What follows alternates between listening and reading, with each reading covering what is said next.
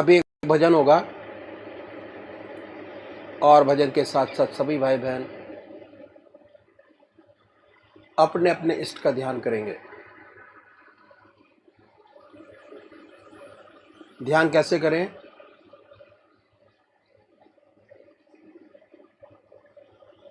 अखिल भारतीय संत मत सत्संग की तरीकत मैं आपके सामने रखता हूं।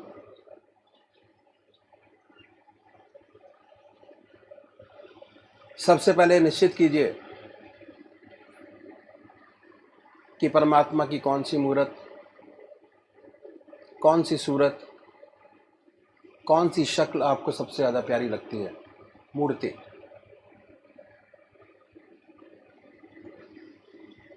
किसी से पूछने की ज़रूरत नहीं, अपनी आत्मा से प्रश्न कीजिए कि भगवान का वो स्वरूप जो आपको सबसे ज़्यादा प्यारा लगता है उसको चुनें।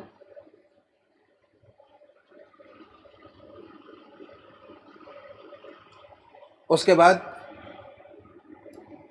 किस नाम से आप उनको याद करेंगे उसको भी चुने। मंत्र तो क्या हुआ, दो चीज़ आपने चुनी, एक अपना इष्ट देव और एक मंत्र। उसके बाद पूजा के स्थान पर जाइए, जिस स्थान पर बैठे हैं, जिस आसन पर बैठे हैं उसी आसन पर बैठें। बड़े प्यार से धूप बत्ती अगरबत्ती जलाएं, बड़े आराम से बैठिए और बैठने के बाद ये महसूस कीजिए कि आपका इष्ट शरीर आपके सामने विद्यमान है।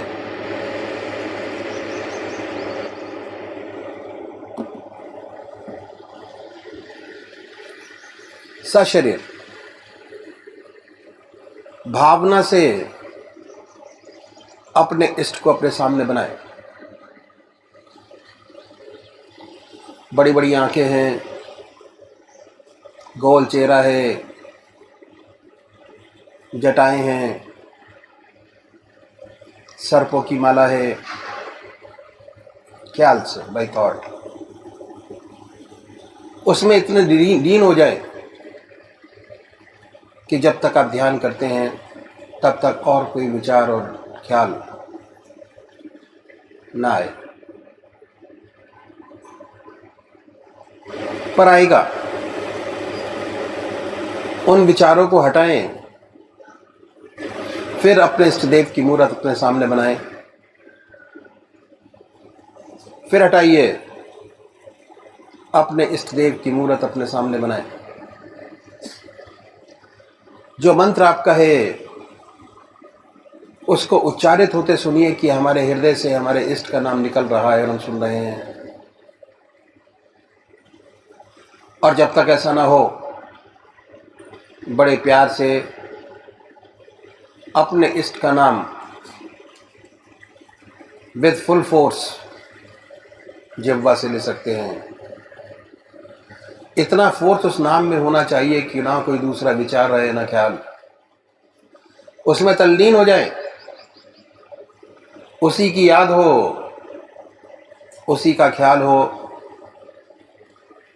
समर्पित भाव से बड़े प्यार से अपने इष्ट के नाम को ले। आधा घंटा सुबह और आधा घंटा सायंकाल, ये 2 समय निश्चित कीजिए और आधे घंटे में 20 से 25 मिनट ध्यान को दीजिए। दूसरे वो भाई हैं जो निराकार भगवान के उपासक हैं, ओम अल्लाह वाहिगुरु क्राइस्ट गॉड, वो क्या करें, वो कैसे ध्यान करें। बड़े आराम से बैठिए, बड़े प्यार से उसके बाद ये महसूस करें कि हमारे हर दिल की धड़कन पर जो नाम आपने चुना है वो निकल रहा है। हृदय ओम ओम कह रहा है और पूरे शरीर में वाइब्रेट करता है। उसके वाइब्रेशंस को महसूस कीजिए और आनंदित होइए। बड़े प्यार से इस काम को करना है। जब भी कोई सांसारिक बात आपके ज़हन में आए, दिमाग में आए, उन विचारों को हटाएं, फिर अपने इष्ट देव की याद में लगे, फिर हटाइए, अपने इष्ट देव की याद में लगिए। अगर आज ध्यान करते हुए आपके 100 विचार 1 मिनट के अंदर आते हैं तो निश्चित समझिए, अगर ये अभ्यास आप बराबर करते चले जाएंगे तो एक दिन ऐसा आएगा कि कोई विचार आपके आगे नहीं होगा। भगवान श्री कृष्ण ने साधक की दृष्टि से गीता में 4 बात बताई। पहली आहार की शुद्धि, दूसरी विहार की शुद्धि, तीसरा अभ्यास और चौथा अभ्यास। अभ्यास पर बहुत भारी जोर है और सारी जिंदगी हम एक चीज़ का अभ्यास करते चले जाते हैं और उसकी परफेक्टनेस पर देखते चले जाते हैं। बड़े प्यार से अगर इस तरीके से अभ्यास करेंगे, बड़ी सुंदर स्थिति होगी। जब भी आप अपने इष्ट देव के चरणों में विश्राम चाहेंगे, बड़े प्यार से विश्राम मिलेगा।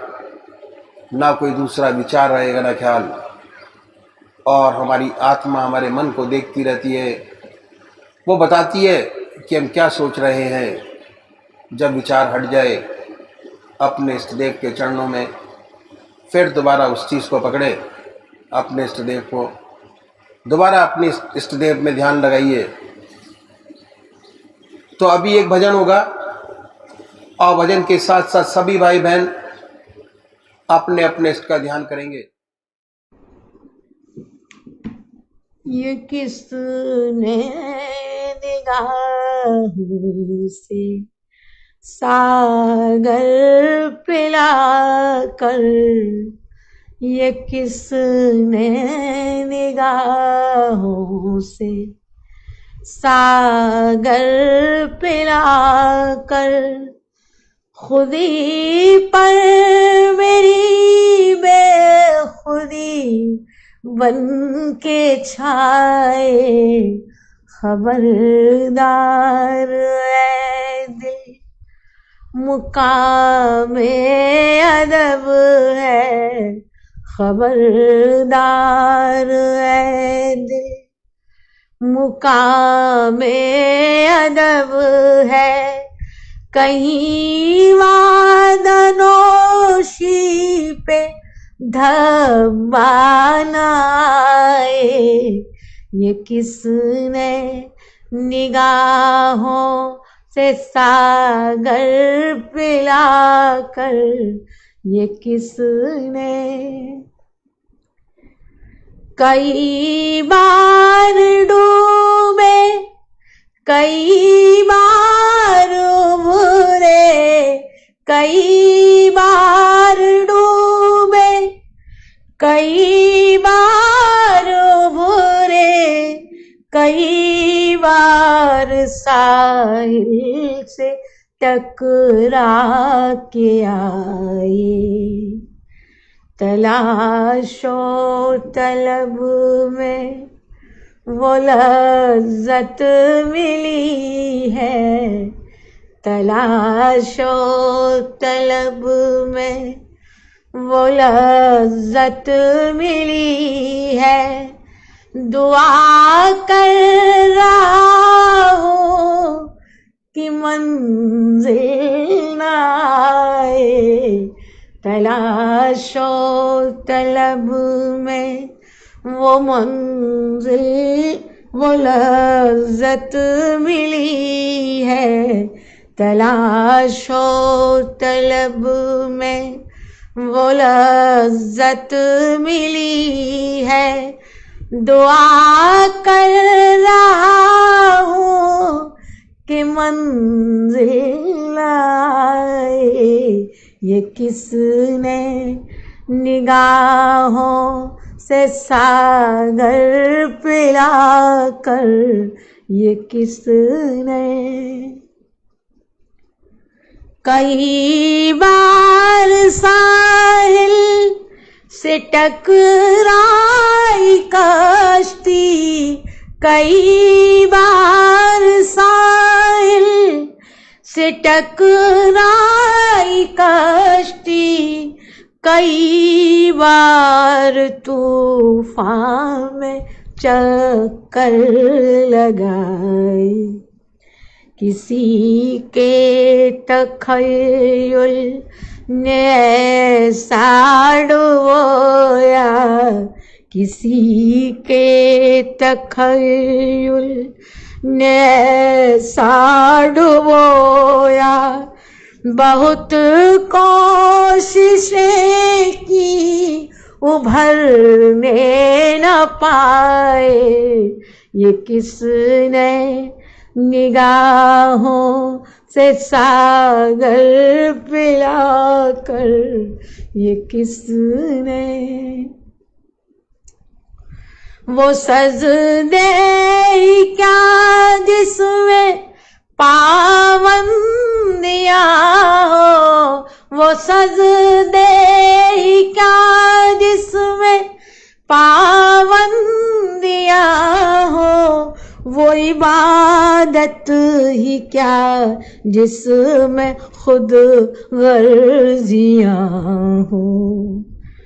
हकीकत में जाहिद वही बंदगी है, हकीकत में जाहिद वही बंदगी है।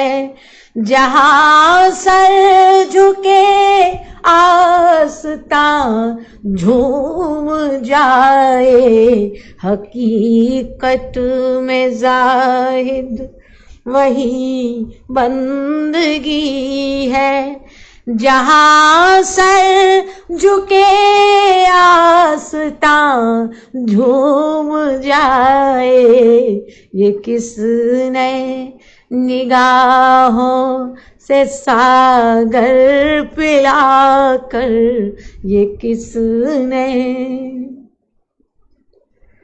मोहब्बत में ऐसे भी लम्हात आए कि दिल रो दिया और हम मुस्कुराए।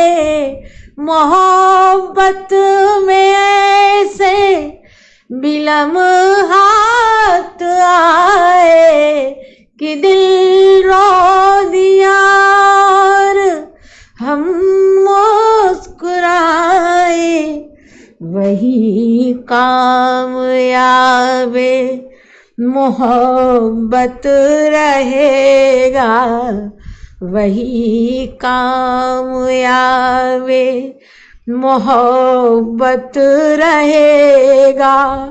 उलझ कर जो मौजों से दामन बचाए, वही कामयाबे मोहब्बत रहेगा।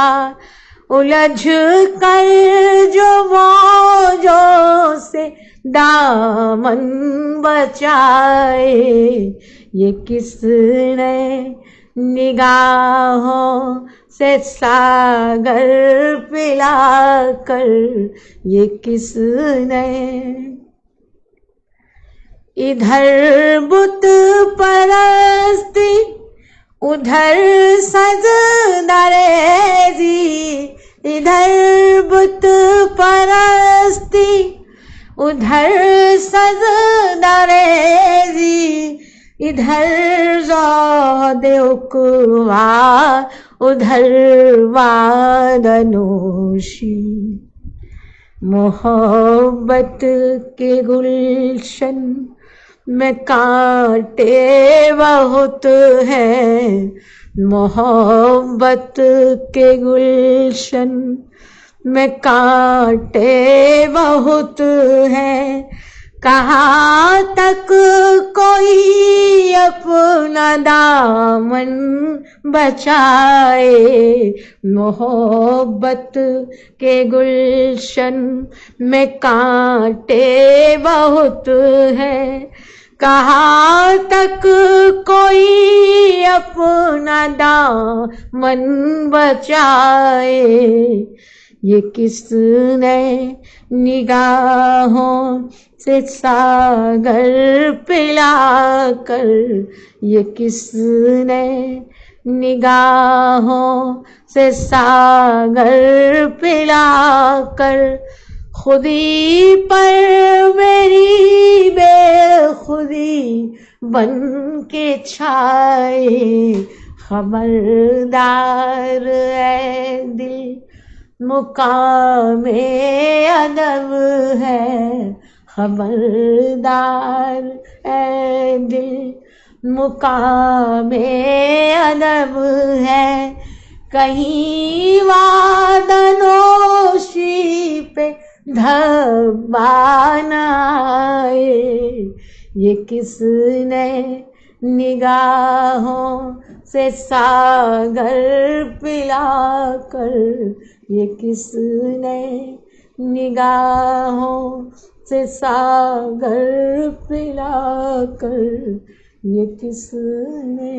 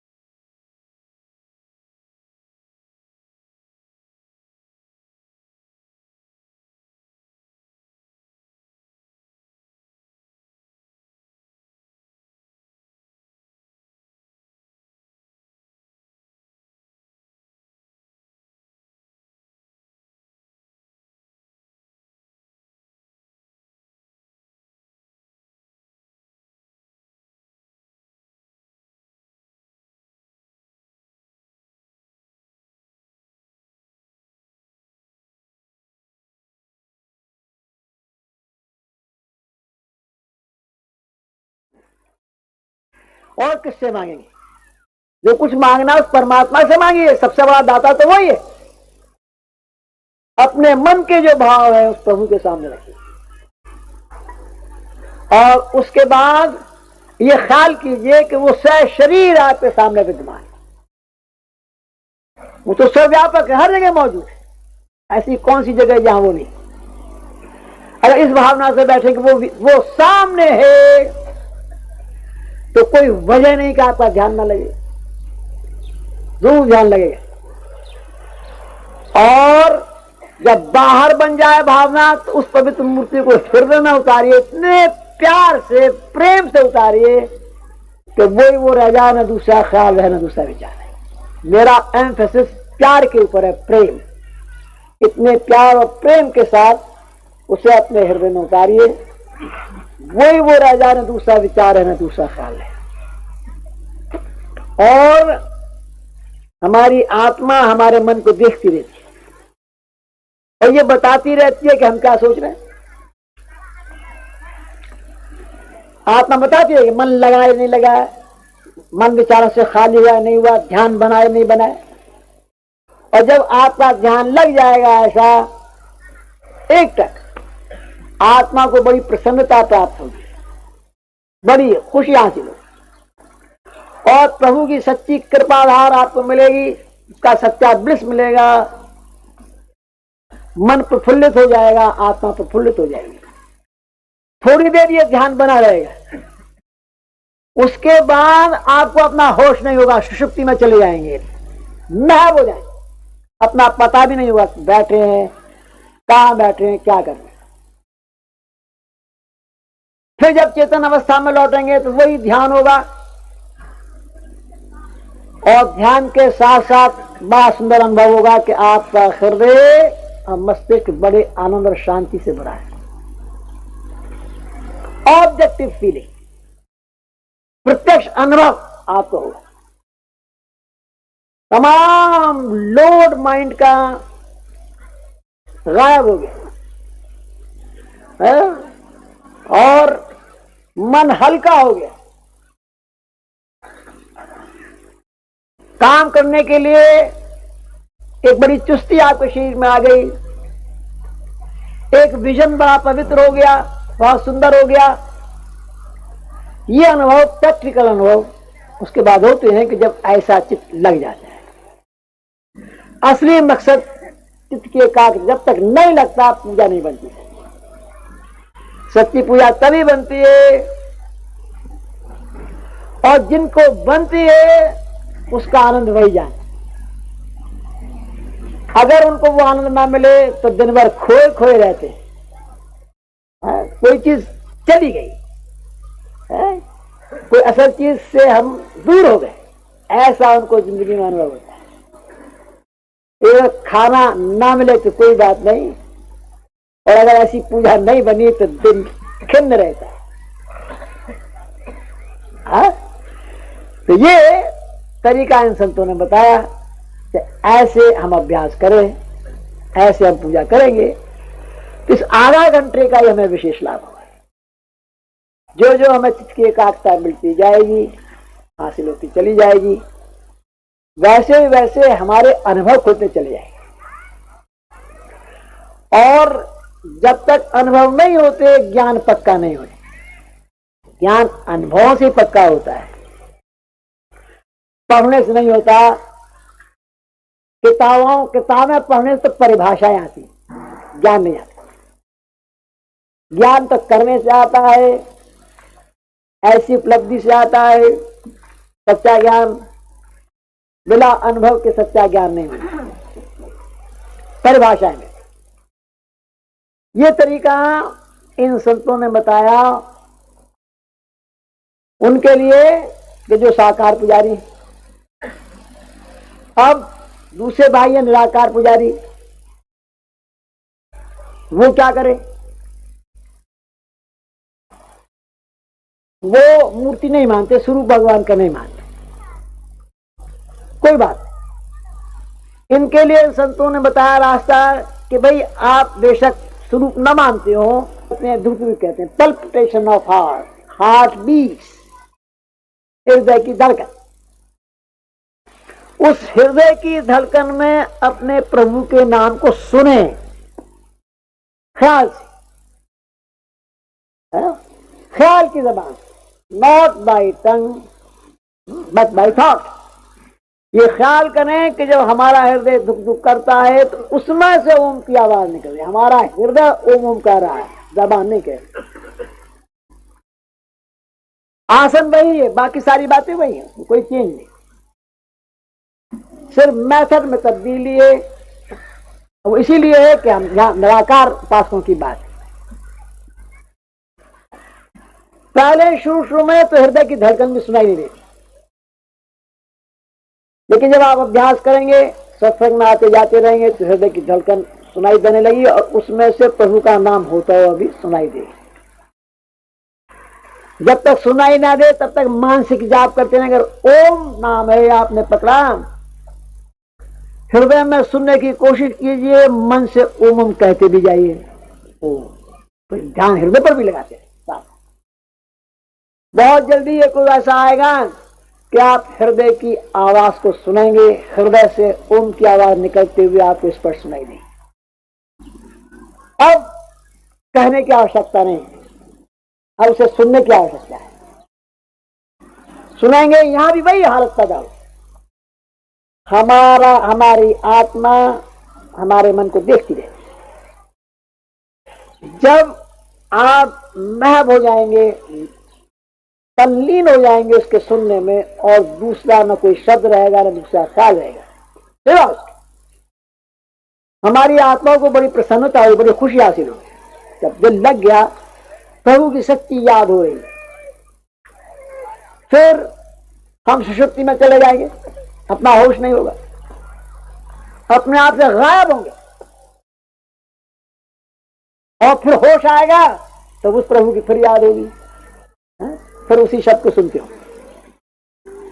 तो ये तरीका पूजा का मेथड इन संतों ने बताया कि अगर हम इस तरीके से पूजा करेंगे तो हमें विशेष लाभ होगा।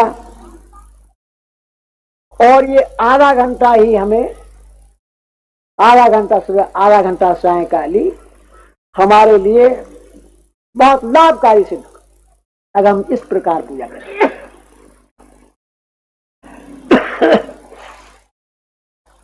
अब इस तरीके के बारे में कुछ प्रश्न किए जाते हैं। मैं जो विशेष प्रश्न किए जाते हैं एक आध आपके सामने रखूंगा। अगर कोई भाई और कुछ पूछना चाहेंगे तो पूछेंगे। सबसे बड़ा जो प्रश्न किया जाता है, जो इंटेलिजेंसिया बहुत पढ़े लिखे लोग करते हैं, और वो ये है कि आप ध्यान करने का तरीका बताते हैं। ऐसा मालूम होता है कि आपका जो रास्ता ध्यान योग का है। बिल्कुल सच्ची बात है। ध्यान करने का तरीका बताते हैं तो ध्यान योग तो है ही। ध्यान योग कहे जो अथॉरिटी सबसे बड़ी पतंजलि महाराज की कहते हैं। पतंजलि महाराज ध्यान योग की अथॉरिटी है।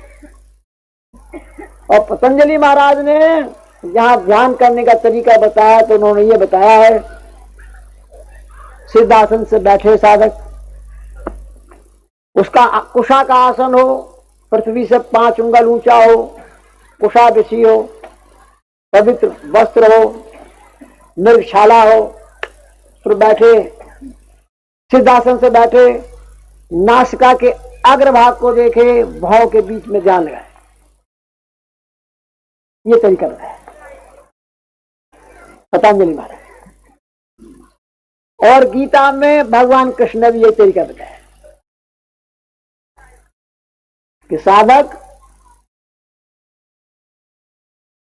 5 उंगल ऊंचा का पृथ्वी से स्थान हो जिस पर बैठे, कुशा का आसन हो, पवित्र वस्त्र हो, मृगशाला हो, सिद्धासन से बैठे, नासिका के अग्रभाग को देखे, भाव के बीच में ध्यान दें। नियम का पालन, ब्रह्मचर्य का पालन, आसन की सिद्धि, प्राणायाम की सिद्धि, प्रत्याहार, ध्यान, धारणा ध्यान, समाधि, सातवां ध्यान है। ये सब सिद्ध हो जाने के बाद फिर ध्यान करे। जब ये सिद्ध हो गया तो अब ध्यान लगाइए यार, तो कोई अर्ज नहीं। आ गया ब्रह्मचर्य पर बड़ा भारी दोष। ब्रह्मचर्य ऐसे भगवान कृष्ण ने जहां ये अभ्यास करने का तरीका बताया है, उससे पहले ये कहा है कि ऐसा साधन माता पिता का ब्रह्मचर्य भी बड़ा ऊंचा रहा हो, वो इस अभ्यास को कर सके।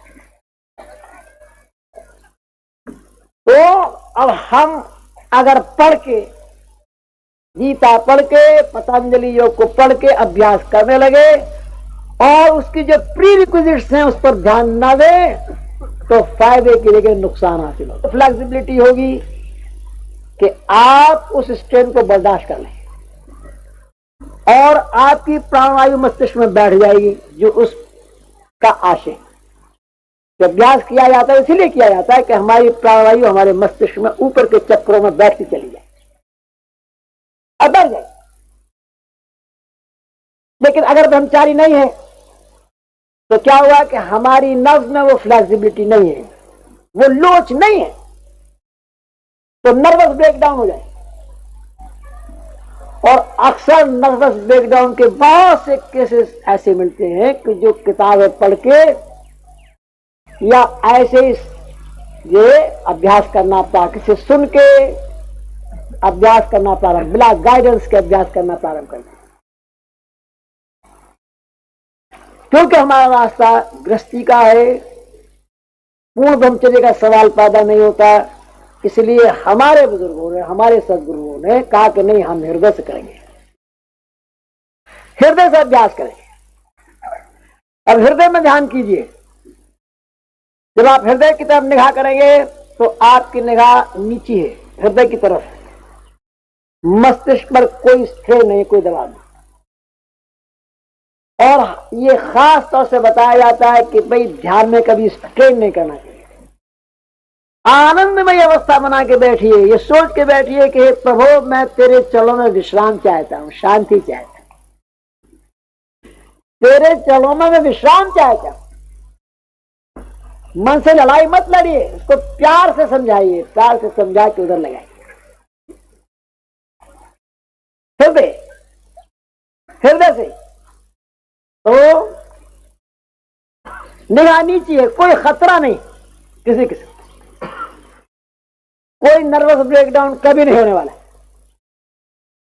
और हृदय वो स्थान है कि जहां से खून का दौरान हमारे सारे शरीर में होता है, ब्लड का पंपिंग स्टेशन। अगर हृदय राम नाम से रंग जाए और राम नाम से रंगा हुआ ये खून हमारी नसों और नाड़ियों में जाएगा, तो हमारे शरीर के हर छिद्र से परमात्मा का नाम जारी हो जाएगा। इसका विशेष लाभ। और दूसरी बात क्या है कि heart is the centre of all feelings. जितनी भावनाएं हृदय से पैदा होती, अच्छी और बुरी, अगर हृदय राम नाम से रंग जाए तो फिर हृदय में अच्छी ऊंची ऊंची भावनाएं पैदा होती है। परोपकार, भक्ति भाव, नम्रता भाव पैदा होता है। नम्रता, ह्यूमिलिटी, भक्ति भाव, ऐसे सुंदर गुण पैदा होते। और इन गुणों की अध्यात्म में तो आवश्यकता है, दुनिया में भी आवश्यकता है। ऐसा विनयशील पुरुष जहां जाएगा हर व्यक्ति उसकी कदर करेगा।